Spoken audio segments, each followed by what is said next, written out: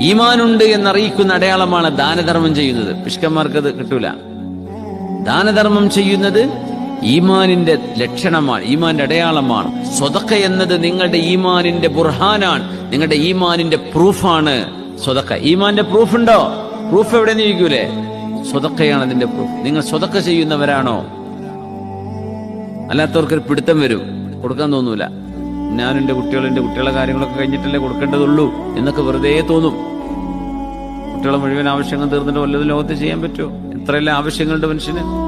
Unlimited bones ആണ് മനുഷ്യന്റെ ആവശ്യങ്ങൾ, അൺലിമിറ്റഡ് ആണ്. കൊമേഴ്സ് ഒക്കെ പഠിക്കുന്നില്ല, അൺലിമിറ്റഡ് ബോൺസ്.